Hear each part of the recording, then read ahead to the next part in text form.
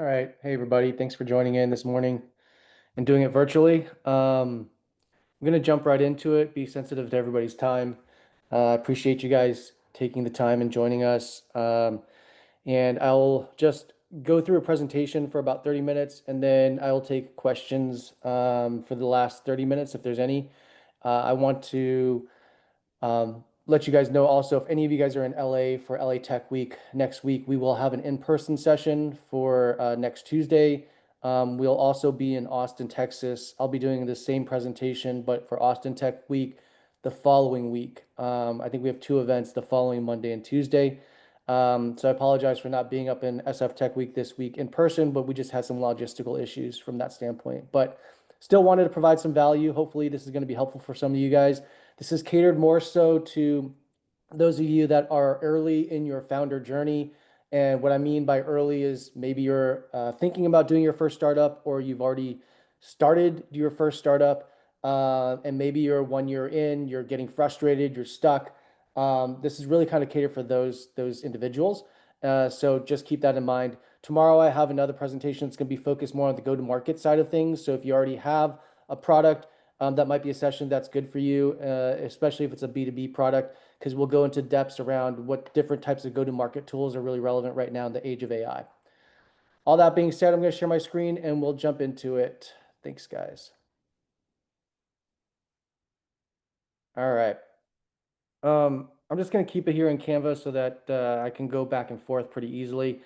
Again, this is not a super sexy presentation or event by any means, but hopefully you're going to get some value out of it. So um, going from an exec to a founder, what we're going to cover is like what it takes. And what I've found to be most useful in my experience as a founder has been listening to stories, listening to from people who've been there before. And I've been put in this unique position as a growth advisor to Mucker Capital for the past 6 years, 7 years of running my own B2B growth marketing agency. It's been my 11-year anniversary from my first startup that I ever did, which was an online tuxedo company called Simple Tux. I've done two other startups since then. Leader Pros currently the one that I'm working on right now. It's the most successful. We raised a seed. We're currently profitable. We're going on almost year four. And over that 10-year period, I've either directly advised, coached, or worked with at least 500 plus founders. I've lost count at this point. I think it's important to share this, not to boast about anything, but I think it's important to understand the context, right? So there's a lot of things I'm not going to be great at giving advice on. So I'm not going to be great at helping you, go from 10 million to 100 million in annual revenue. I'm not going to be great at like how do you manage teams of over 100. But my real like sweet spot that I've developed an expertise around is like going from 0 to 1. So how do you go from having an idea to building your first few million in annual revenue? That's like by my sweet spot. That's what I consider myself an expert in. And so if that's where you're at, this is where this is going to be the most tangible for you. Um, all that said, I will just preface this is that I've done three other sessions on the go-to-market side. I can share with you guys all the different playbooks. If you guys are looking for all that tangible, actionable steps around how go-to-market framework works, the overarching philosophy, as well as like specific tools. I'll also cover some of that tomorrow if you guys want to join that. But this is going to be talking more so about the psychology of change because I feel like in the past 6 years of being a growth advisor and working with founders, I've been able to pretty much bucket different types of founders and what their problem areas are going to be. Because as you guys have probably heard when you guys have networked or talked to other founders in the past, the steps to like getting to traction or getting from idea to actual product and then product to customers, it's not that overly complicated. There are a few things that you really have to do well. There's a lot of areas of discipline that you have to have, um, but it's not overly complicated. I like to kind of equate it to, if you're somebody that's like on a fat loss journey, right? The math is pretty simple. You have to burn more calories than you consume, but a lot of people try to overcomplicate the basics. And in the very beginning, whether you're talking about idea, getting to product market fit, getting your first few customers, getting that traction from being a no name company with zero brand equity, It's all about talking to the customer. Everything is about talking to the customer. It's how do you get customer validation around the idea? How do you get customer feedback around the product and the user experience? How do you get customers to pay you for something that is actually hopefully delivering real value to them? So I think by prefacing all of that, I think it's important now to then deep down dig into the why of what you are doing, what you're doing. And this is really important to me because I've had a mentor of mine ask me this question, not recently, but like within the past 4 years. It was right when I was about to raise a seed round for Leader Pro, and this was probably about 3.5, 4 years ago.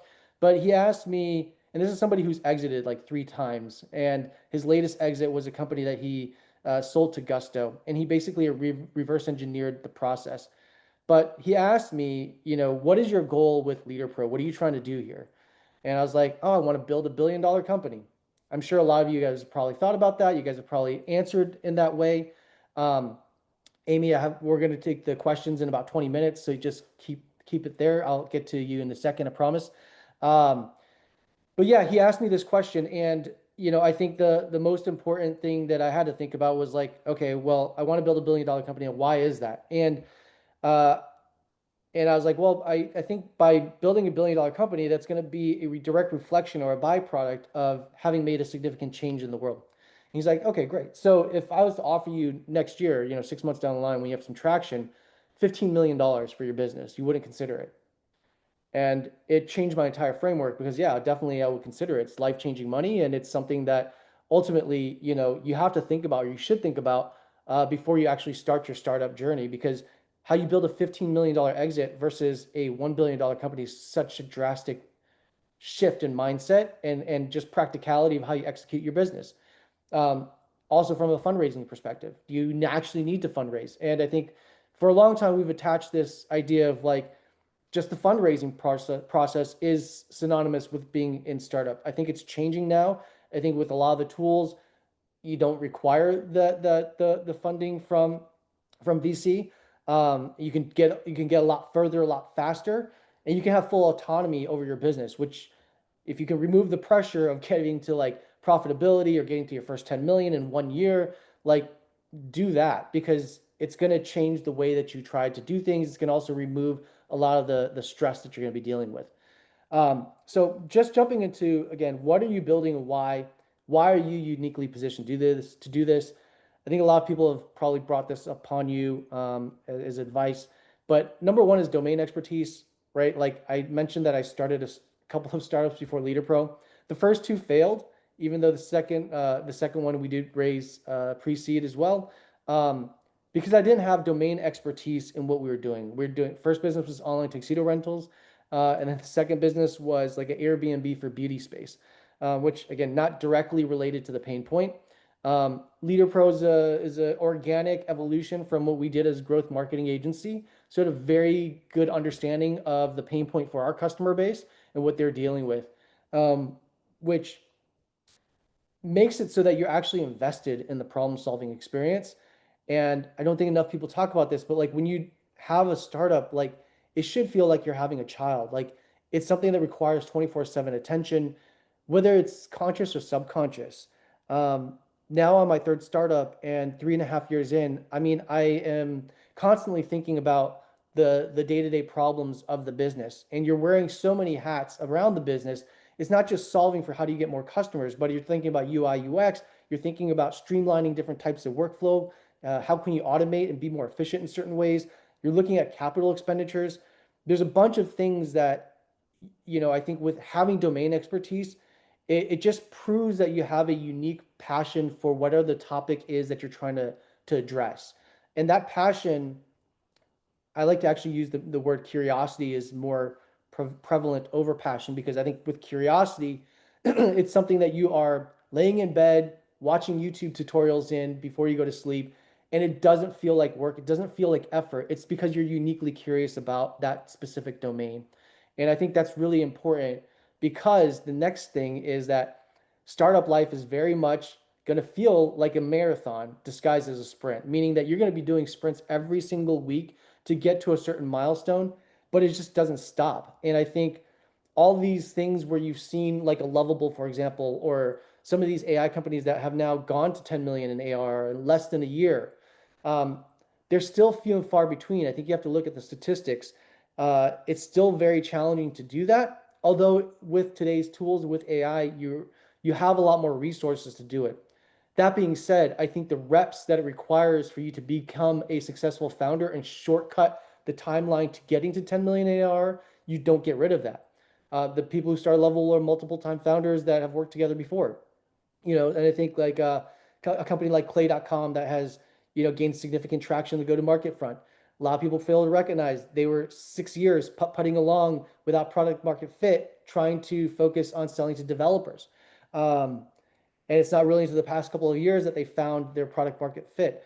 There's a lot of companies that are like this where you can't get over the hump of the founder learning curve.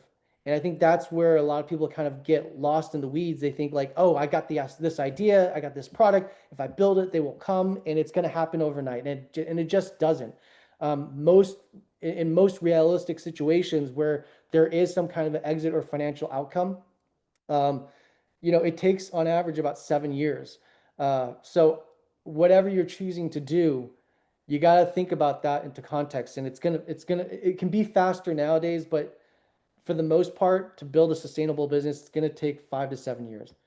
And then lastly, I would say like the pressure of it all, right? So how do you handle stress?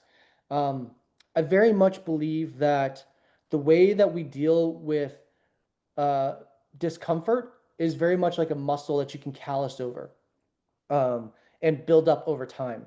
And if you're looking to become a founder, or if you're already a founder, you already know this very quickly. You're going to get uncomfortable day one, right? Like if you're doing it right, you're trying to talk to strangers, you're trying to sell to strangers.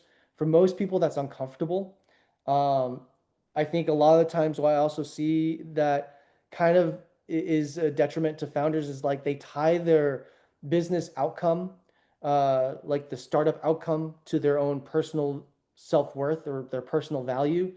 That can be a very dangerous slippery slope because obviously it's very difficult to make smart business decisions when your ego is tied to that. Um, but I think the idea of just being comfortable with the uncomfortable is something that we can all do personally and kind of like build up that muscle. So by the time you decided to start your startup journey, like you understand how to do that better, how to relate to that better. I just think the most successful founders I've seen are the ones that just like don't crumble under pressure. They're the ones that like, oh, I've been through a version of this 100 times before. And so whether it's like, a week away from going out of business or like a month away from running out of runway, they're still able to manage it and then keep the business alive. Whereas I think for early stage founder or somebody that's just doing it for the first time, those stresses can hit you and then will most likely break you. And this kind of goes to this idea of the different stages of entrepreneurship, of becoming a founder. This I stole from Alex Hormozy, which, more influencer than entrepreneur, I would say, in certain instances, and startup versus building a small business is two very different things. But I think the emotional journey of what he outlines of what the entrepreneur journey looks like is something that I resonate with. It's something I have seen in a lot of founders. And I will talk to very specific use cases in the next slide. But just keep this in mind when you guys decide to start this, right? Because if you're an executive at an enterprise company or a Fortune 500 company, and you're making six figures, like doing a startup is the least fiscally responsible thing you could possibly do. I think you got to understand that. Like the stats are against you to make this into a financially sustainable and reliable source of income. Um, Out of everybody that has a business idea or startup idea, 5 to 10% of them actually try to execute on that idea, meaning they prototype it, they test it, they talk to potential customers, getting to some kind of customer validation. Um, Out of all those that have this idea, only 1 to 2% register a legal entity. And out of those, only 0.1 to 0.2% actually raise VC money. Um, and that's just even before you get started. That's before you have a product, right? And now when you have a product, then you go through the emotional roller coasters of like getting customers. And I think this outlines it very well, which is the very beginning, you're excited. Everything's brand new. You don't care if you're working, 100-hour weeks. The first 6 months to a year, it can feel like a grind, but it's a very exciting grind. And you're doing this because you have a lot of uninformed optimism. This is a lot of times when you're building a product, you're really excited. You're in the like, if I build it, they will come mentality. You haven't gotten to the place of like launching the product live or getting that feedback loop yet live. So you're just like really excited about getting all of this together, going through the reps of like, I'm doing this. I'm super amped up, and maybe you do raise some capital, maybe you get some angel investors, so you're not like as financially stuck yet. Um, but you're burning through cash or you're burning through some time, and you're just doing it, and that's the exciting part. And then you start going, and this is like the stage two, which is you start going to market, right? You start getting this informed pessimism because you launched your product, you thought it was perfect, or you thought it was 90% of the way there, and the market's not reacting the way that you wanted it to. You're not getting people banging on your door, asking for it, and willing to pay you thousands of dollars or hundreds of thousands of dollars. You're wondering why this is. And all of a sudden, you're like, I don't have the information, or I didn't get the information that I necessarily needed to actually build a product that delivers value. And you have to actually be solving a pain point for the mass market and not what you hypothesize the pain point to be.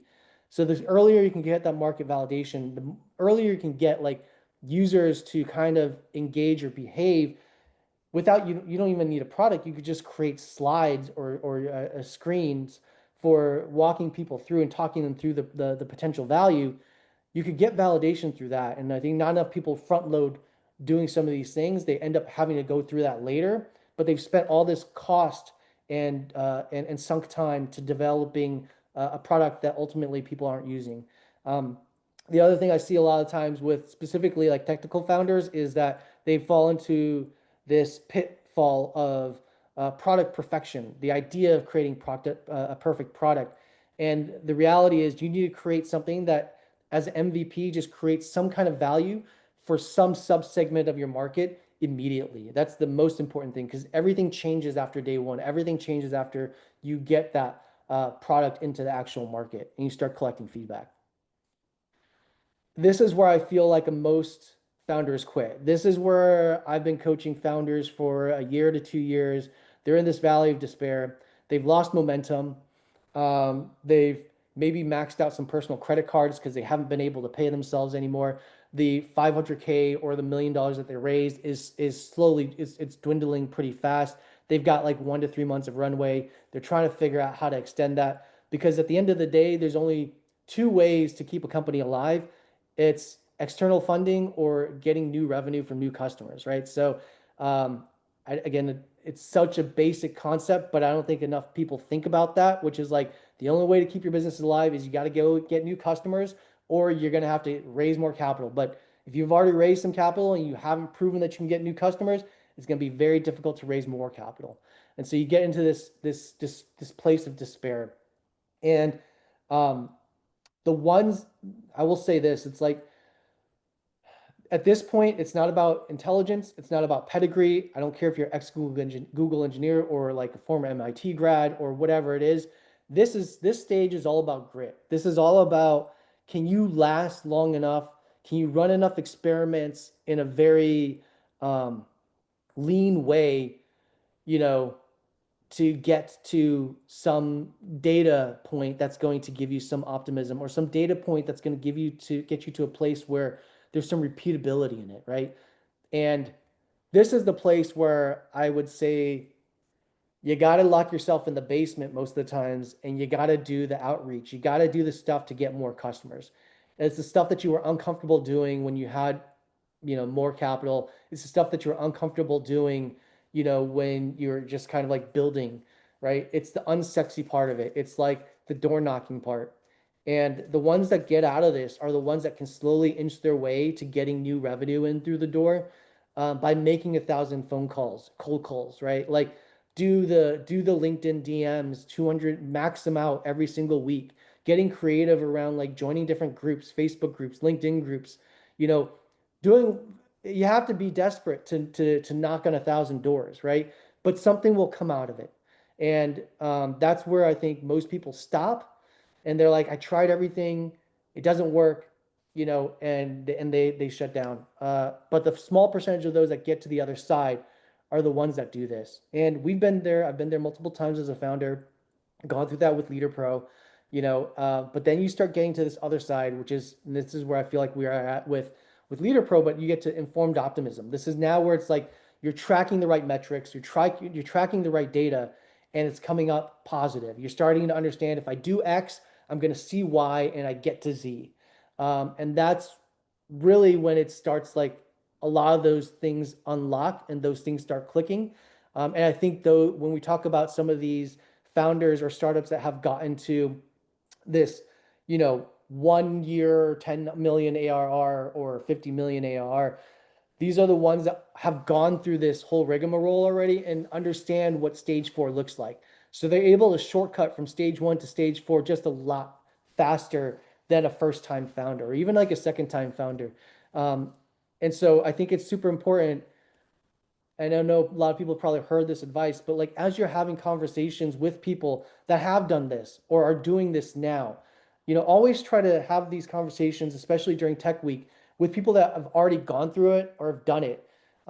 Because what I see most of the times is like, you know, are the ones that like are just excited to be in the room. You really want to be talking to the people that are at the next level of where you're trying to get to, and ask them the right questions, right? Like, most people will share with you all the positive insights, but like, ask them, what was the hardest part of it? What were like some of the things where you're like, the experiences that where you're really like questioning your decisions?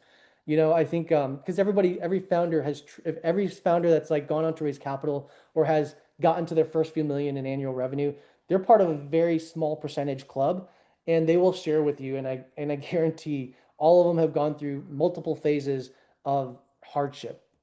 Um, and then I'll go through stories. Some of these stories that I still deal with existing founders in the Mucker Portco that I'm helping them kind of like go through in real time, that I've seen others go through. But the idea of like just again, like the fiscal responsibility, this is going to be the least fiscally responsible thing you're going to do personally, I think. And I think most people don't think about this.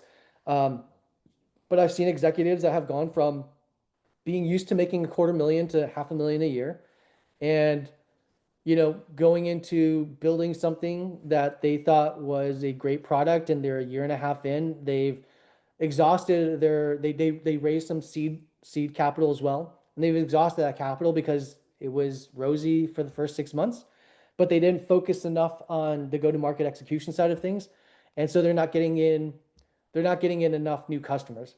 And that's also to the point of like, I think you have to be selling from day one, start selling from ideation phase, because building that go-to-market engine, building a repeatable go-to-market engine, there's a lead time that is required for that. And again, I'll talk about that in the go-to-market session tomorrow, but there's a lead time. And you're going to have to optimize for, channels, your messaging, your audience, and all of that takes a lot of time to build up. And it doesn't work for a long period of time. It works for 3 to 6 months, and you're going to have to find the new combination of those three variables that's going to then work again. So you're constantly experimenting on the go-to-market side of things, because you're starting with no brand, no traction, no social proof, and you have to slowly level those things up. And so there's an entire framework to how you go to market from, and I'll talk about this tomorrow, but there's a TAM, SAM, and SOM. And I don't know if enough people do this, but everybody's kind of familiar with their TAM, but they're not enough are familiar with your SAM or SOM, which is your serviceable attainable market, which is where your product can actually service the subsegment of your TAM as it exists today, right? Which percentage of that is most likely going to be like a fraction of your TAM, but like, what percentage can you actually service with your product as an MVP that's going to get direct value between now and the next 6 months, right? Because your product is going to evolve as your market evolves, and you get that feedback loop. You're not going to build something and then launch into the market and get Google as a customer, not 99.9% of the time. And so what ends up happening is people also then fall under this other bucket of product perfectionism. So they think about this: if I build it, they will come. I've heard this multiple times. I've also just seen them just delay the go-to-market metrics because they're constantly reiterating product. Mostly this happens with technical founders, but I've also seen this happen with non-technical founders, where again, if they're tying too much of the outcome of their business to their own personal self-worth or validation or value, um, I think they're scared to what the market's going to say, and you can't have this fear. At the end of the day, and I may have hit this quite a bit of times already, but more leads, more customers. This takes lead time to build up. Start from day one. Start from the very beginning. Talk to customers. There's so many ways to now. There's so many tools to build up um, credibility, build up proof points, build a validation for whatever it is that you're looking to build before you actually invest all the resources to build it. And now there's even like, there's with tools like Lovable or Copilot, you can build things fairly quickly, even if it's not perfect, just to get somebody in it and be like, yeah, I get this, or I don't get this. So much of, I feel like what I've learned as a founder with Leader Pro is like, it's UI UX. And with something like a Lovable, we're able to like, it's replaced all of our front end design. It's something where we can deploy things in 24 hours versus it used to take us 2 weeks. But I would start getting familiar with a lot of these different types of tools um, and workflow automations, because I think that's the only way some of these companies now are getting to such rapid growth. These are reminders, but these are, I think, again, like super important. Um, Self-awareness is so important in the founder game, and you need to know where you actually stand on the spectrum of this, how much of your ego is actually involved in what you're building. You have to kill it, because this is, again, you don't want to wait a year and a half and realize, shit, I was building from a place where I was in fear. I was building out of a place where I wasn't talking to the customer. I was just building out of my own head. I've seen this happen so many times, and you really have to be self-aware about this. And yeah, and that goes then again leaning into being uncomfortable.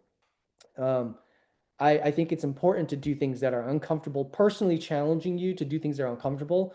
I like to, you know, I like to do this just so that I can get into the rhythm of the more discomfort you can handle than the next person is basically the only thing that separates you from getting closer to the finish line than the rest of the pack. Again, like using that metaphor of a marathon, there's only first place. There's only one second place. There's only one third place, right? If you look at it, it's going to be like a bell curve, and there's going to be only 5% they're going to place in the top, whatever, 50. And what makes them different than the majority that are sitting in the middle of that bell curve? Because the entrepreneurship game is still very much like that. It's like a bell curve. There's going to be those that are in it just to say that they did the marathon. There's going to be those that are looking to place. And what's the difference between those that are looking to place versus the rest? And it's really these things. It's killing the ego, being uncomfortable, and then talking to customers, which is like the training, right? This is the thing that you have to get. This is like you're lifting weights. You have to do this all the time. Talk to the customer, look at the customer behavior. Um, Day one, while you're launching your MVP, when you're trying to acquire new customers, they're going to help you identify the channels. They're going to help you identify the messaging. They're going to help you identify which subsegment of your TAM is actually going to, realize the most value. But you have to talk, you have to listen, you have to gather the data, and you have to analyze it. And we're 2 minutes away. I'm doing good on time. I'm going to start taking questions in a second, but I'm going to challenge you guys now, because I feel like this is where most people get stuck, is the accountability side. Great. You want to be a founder. You have a product or you have an idea. Again, this is catered for those early stage founders. This is all actually works well also if you already have a product live in the market, right? So 1 week assignment, 1 week sprint. Okay. If you're at the idea phase, I want you to pitch 10 people in your network. Ideally, that's going to fall within your ideal customer profile, but just pitch 10 people. I've been that person who has great ideas, like, 15 years ago, sitting on the couch, not knowing how to execute. But the idea of just talking about it scared the shit out of me. I always thought somebody's going to take the idea. Like, and I've seen a lot of founders also do this, which is like they force a VC fund to sign an NDA before they even pick. No VC fund is going to sign the NDA. And yeah, I think if you have an idea and you think it's a great idea, start pitching it. For a lot of people, if you're a more mature founder, you probably have gone through this. You've gone through this learning curve of like, yeah, I remember that uncomfortable phase of like, I have a great idea, but you're just so scared and you're so locked onto it. So go share it, pitch it to 10 people. I guarantee you, after your first 1 to 2 pitches, you're going to refine it. You're going to change it. You can get ideas. You're going to be like, oh, maybe I should actually do this instead of that. It'll get you even more excited once you can get over the hump of that fear. And the second group is if you already have a product or you have an MVP, I challenge you, go on LinkedIn, send 100 DMs, 100 connect requests, right? Leverage the fact that lean into the relatable, vulnerable things. You're a starving founder. You're taking a leap of faith. You're jumping from executive to founder. That's a very aspirational thing. A lot of people actually just, if you're trying to pitch other executives, a lot of executives thought about doing their own thing. You tell them that you're doing it. Ask them that you need feedback, right? Pay them if you have to. At the end of the day, your time is money. If it can shortcut the process by paying somebody a $5 Starbucks gift card or $50, for 30 minutes of their time, and it's going to save you, 24 hours of continuously trying to bother them, do that. But I think you also have to find creative ways of capturing people's attention. It's not just selling. The first step is capturing attention. How do you get somebody to engage with you? All right. Last thing here, I'll send this to all of you guys, this deck. But if you guys want to book a call or if you guys have any other deeper questions, feel free to shoot me an email. Just be sensitive to my time. It's the only thing I ask. And I'll stop there and I will start taking any questions. So if you want to, we have a Q&A. All right. Yes. So Allison, you had this question. Yeah, I'll be sharing the go-to-market session tomorrow. I'll basically, anybody that registered for today or tomorrow, I'll go ahead and send both decks. I'll also send a link to all of my past playbooks that I've done in the go-to-market stuff. I've done them for the past 3 years running for these different tech weeks. So I'll definitely share that with you guys. All right. What's the best way to go about building an MVP for a non-technical entrepreneur? But works in tech. Okay, great. So yeah, I would say that, again, Lovable, Copilot, there's so many of these low-code solutions. You're going to have to experiment with vibe coding, but you can get a product out there. Or if you're not, even if you're uncomfortable with that, like, you're gonna have to get some technical acumen. Like, I'm not a technical founder by any means. Like, my background is finance originally, and then I did TV and film production before my first startup. But I learned to be at least like semi-fluent in tech speak because it's so important, especially if you're talking to developers or you're talking to a CTO. You need to know what's realistic expectations, right? And for a long time, and especially like my first startup, I had no idea about the dev time or the time that it took to develop things. So I think you're gonna have to learn that to a certain degree. There's a bunch of courses. You can watch YouTube tutorials on how to do vibe coding on things like Lovable. So I would start doing that. If that still feels like a little bit too much of a leap for you, I would suggest then just doing something on Canva, right? So like Canva is very user intuitive, very user friendly, but just design some slides to show the different screens of what your MVP would look like, and then start pitching that to get feedback. So before you actually vibe code and you do like the whole UI UX experience, use just slides to deliver the value proposition. And I've had like early stage founders that have just pitched new customers off of like a Canva deck. So that's what I would do. As a first-time founder, if you had the financial flexibility to bootstrap until your product launch, would you choose that route over raising an early round, and why? Yeah, so I think about it this way, right? If you have financial flexibility, bootstrap for sure, but every dollar counts. So I would ingrain that into your brain. Every dollar counts, whether it's your personal dollar or somebody else's dollar. You need to try to figure out a way to extend that as long as possible. So be super cheap in the very beginning. I remember at my first startup, we bought Salesforce. We spent $10,000, $12,000 on fucking Salesforce to be our CRM because we thought that was the thing to do. The 2 other partners I was working with came from enterprise, and so that was a tool that they used. Ridiculous. Even HubSpot nowadays, they give startup plans, right? So it looks like it's favorable, $100 a month right now. After a year, it balloons to 800 to $1,000 a month. And then it'll become something you can't scale into because most startups aren't making enough to substantiate that. So I would say yes, bootstrap, but be cognizant with what you're spending on, especially around your tech stack. Also, just explore like Tech Week is now offering, their different like startup discounts. There's so many discounts for startups across, especially like a lot of the AI tools. Start looking at those things to try to see how many discounts you can get. That it can help you kind of like build your product. Um, I would just get, I mean, nowadays, dude, I would try to just get as far as you possibly can. I would get to, launching your product as well as getting customers in through the door before raising any money. Because the, I think you have to realize this, the more value you can build around your business, the more you can charge for it. Like the more you're giving, I think not enough people realize this too, is like, that guy that I mentioned that, had his latest exit to Gusto. I mean, he was the only signature required on that exit.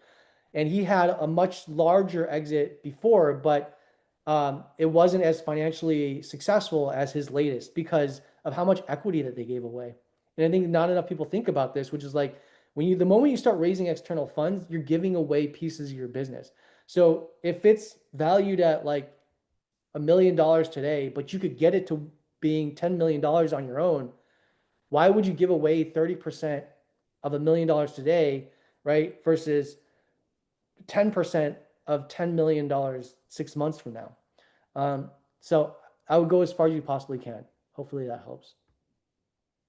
When is VC capital not needed for your company? I mean, nowadays it's not needed at all. You can raise friends and family. I mean, hopefully most of you guys already understand the funding round process, right? So it's like typically you're raising from friends and family in the very beginning, or personally, you're taking out your personal savings or debt and you're putting money into your idea.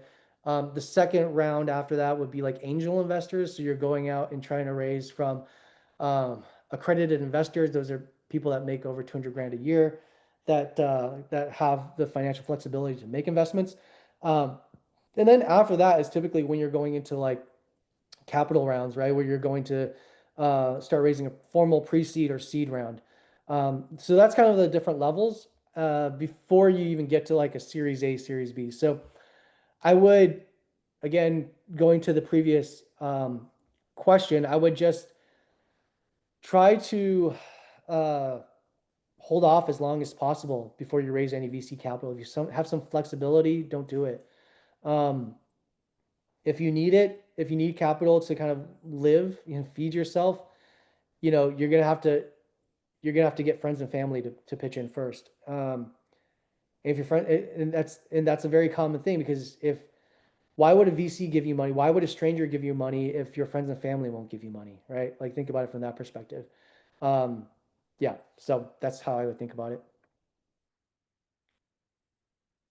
What is your view on hardware products? Should I focus on pitching my idea to investors or invest personal funds to build the product first? Yeah, I mean, I'll be honest, like I'm not, I've worked with companies that have a hardware component and but I haven't personally had that experience. And so the ones that have a hardware component to it, they typically will invest personal funds to build a version of that product first. Again, like I'm still thinking about MVP, like what can you build that actually delivers the core value in the very beginning. Even with hardware products, I've seen these founders go through, 10, 15 iterations before they actually take it fully to market.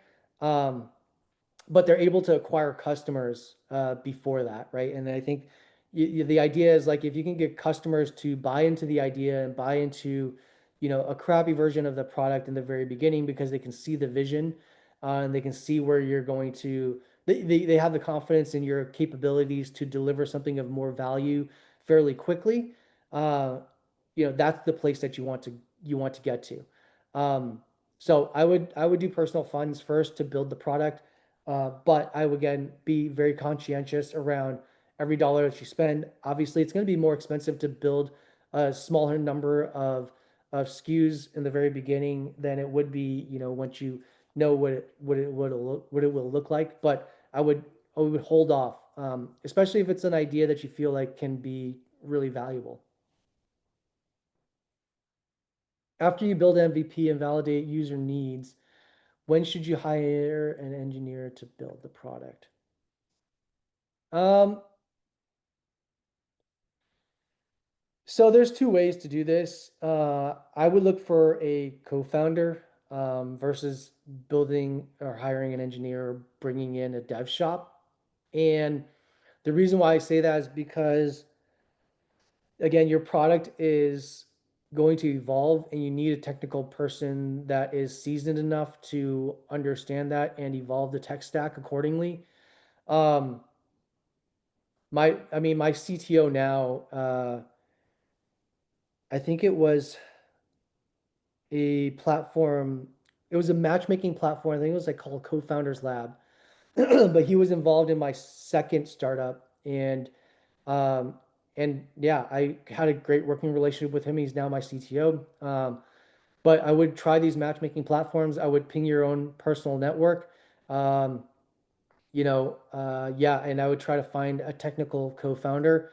Um, and I would do that now, actually, before you validate user needs, because it may or may not be this exact idea, but you're going to be able to find somebody to build with. And if you can validate the idea and bring that idea and have that domain expertise and speak about it and have the data points to convince that technical co-founder, um, it can be a relationship that can be very fruitful for years to come, not just around this one idea that you have or this one particular startup. Don't always be married to the idea, right? Like the moment that you get user feedback, they're going to either validate or disprove your idea. And if they disprove, doesn't necessarily mean that you're not cut out to be a founder, but you're just maybe on the wrong idea, or you just maybe need to pivot the idea slightly. So I would just start the process of looking for an engineer now. Obviously, Tech Week is a great way to do that. YC also has a co-founder matchmaking platform. I would do that and go on there. Yes, it's going to be just as horrible as dating in real life, but again, like if you can find the right partner to build with, it's going to be you're probably going to actually spend more time with them in the early days than your significant other anyways, and so you might as well get to a place where you have that familiarity. And I would do that over hiring a dev shop or outsourcing an engineering team, um, just for that purpose. For longevity, for speed's sake, it's more important for me to find a technical co-founder. How to identify the right angel investors and what differentiates them. Um, this goes back to the point of like, do you have leverage? If you're just going off of an idea, you have no validation, no proof points, you haven't even talked to any customers, you have no leverage. So you're just taking money. If you can get money, if you're a great seller and you can just convince somebody to give you checks all day long, great, do that. That doesn't necessarily mean you're going to be great at building a business, but maybe you're good at raising funds. And I've seen people be really great at raising capital, but horrible at building a business, or running a startup. So I would just say, and it depends on what position you're in. If you've already built an MVP, you have, customers, angel investors, then maybe you're looking for more strategics. Sure, that makes sense. But I think, yeah, again, be self-aware. And I've been in this place. I've been caught in this trap where it's like, yeah, I'll tell people I'm raising strategic, but like I'm really just caring about getting a check in. And I think what can be helpful is like through what we did with Leader Pros, like an angel investor actually help us set terms for, because angel investors you can actually get to raise the value, like you can get at a higher valuation for your business, than it would be if you were to go raise a seed round from a VC fund. So it was helpful in that way for us to leverage an angel investor to give us capital for X percentage equity at X valuation, and it allowed us to get at a higher valuation a lot faster than it would have been if we went directly to raising VC. So I think look at it from a few standpoints. One is, do you need the capital over, and how much leverage do you have? If you have no leverage, then that spectrum shifts to you need the capital more than you can be strategic.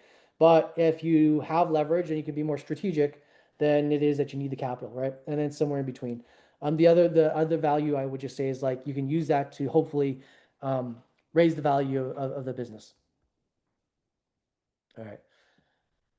When to apply and take part in venture accelerators? Should startups take part in multiple accelerators after completing one? A question to value after dedicating a lot of time to it. I mean, honestly, I think like accelerators can be good. I think it depends on, again, what are you going into it with? I think maybe sometimes people have too much expectations.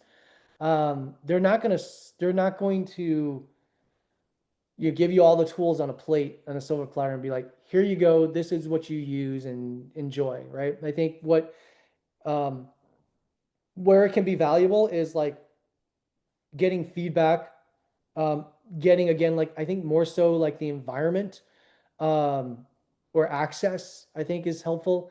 And I'll just speak to like two accelerators that I've worked with, or three, I guess I've worked with either directly or participated in. So, Mucker, we have an accelerator program where we cut like $100,000, $200,000 check, and you get a growth advisor to help you. So you get somebody like myself. We have also two other go-to-market growth advisors that work with you, basically on a weekly cadence to help you on the go-to-market side. So it's really great, I think, for like as a value add for somebody that is struggling with the go-to-market, but understands very clearly the pain point. Again, like where I see most of our time being spent is helping somebody understand the baby steps that requires to getting to product market fit, and and just getting them comfortable with taking those first few steps, whether it's like picking up a call and just making 10 calls a day, right? Or doing the LinkedIn ad request, just dedicating 30 minutes of time a day, similar to like going to the gym, but getting the reps in to do something around go to market so that they get comfortable with the idea of it. And then we can start being more tactical around it. But I think this is a similar kind of way that I would look at as an accelerator is like if you go into it, it's really just to give you an environment. It's like a gym. It's giving you the space to get the reps in, but nobody's gonna lift the equipment for you. Nobody's there unless you get the trainer. Like nobody's gonna teach you anything, right? So I think it's looking at it like that. Um, and then I think Antler also does a great job of like if you're um, I think Antler is a great program if you don't have a founder, if you're just like a solo person, it's a great place to kind of like find people to build with. I participated in one last year um, in Austin, and I just thought it was a great experience. You get a bunch of really smart people into a room. They also do great programming, so I think it gives you access to people. But you're going to have to get comfortable with being uncomfortable and asking hard questions, building relationships with people. I think you need to push on the boundaries of like really trying to annoy somebody. I think to that point. So yeah. Uh, And I'll answer this one real quick. Yeah, yeah, yeah. Everybody will get a recording for this. They'll get the deck. I'll do overkill, overshare of all of it. So wait until the end of the week because I'll also share the go-to-market one that I'm doing tomorrow. So everybody will have that as well. All right, which sectors are market capital focusing for seed stage in this year? What amounts do you typically invest for seed stage? Startups, building specialized AI solutions, B2B enterprise. Okay. Yeah, so you can shoot me a deck if you already have one, for sure, in the email that's provided. Um, on the investment side, I'm not one of the investors. I don't focus on the investment side. I focus more on the go-to-market. But I work closely with the team. I do help source deals in certain avenues. I do know from a pre-seed seed state, like pre-seed, we typically do like 100 to 200,000. And we usually only get involved in the seed stage with a company that's gone through the pre-seed with us, or we'll get involved in the seed stage if somebody else is leading, or we're referred the deal from somebody in our network or from an LP, um, as well as like we have a Series A fund, so we have a later stage fund as well. where we do cut like, million, $5 million checks from. But again, those are typically earmarked for portfolio companies that we worked with from the pre-seed stage on, right? So, um, but I would say in terms of like industry, we're fairly agnostic. I focus more on the B2B side, but we do have direct-to-consumer companies. We have, B2C companies as well. In your space specifically, which is more niche. I know we have a company that um, we work with that this reminds me of, that does like um, uh, uh, device recovery for enterprise companies. Um, so manages that entire ecosystem. So it reminds me kind of something similar to that. But yeah, I would say feel free to send me the deck and kind of like what it is that you're looking for from the seed stage. It also just depends on the amount of traction that you have. If you already have customers, it's a lot easier to kind of get through the door. It just looks at it's more so the attractiveness of the deal. Cool. And last chance just for questions. I think we've done a pretty good job here. I appreciate all you guys just kind of sitting through this and doing this virtually. Again, if you guys are in person for LA Tech Week or Austin Tech Week, I'll be around doing a very similar presentation, be slightly different each time for sure. But hopefully this is useful. I know it's a different approach. Hopefully it also helps you going into the different live events that you're going through this week, to maybe look at it from a different lens, different perspective. But for me, like, a lot of the things that I've been coaching and advising on from a practical, tactical standpoint, I feel like has been overkill. There's so much information out there now. There's so many ways to just leverage chat for getting answers, for getting playbooks. We use it all the time. I still use it all the time. I'm still learning all the time. But I think um, the overarching psychology of like, how do you start personally being comfortable with these things that you know that you have to do, but you don't want to do them. I think trying to get into some kind of practice, whether that's through your personal or through professional world, find those things, find those avenues. Thanks so much again. Appreciate the time, and I will send everybody a copy of this. Thank you, guys.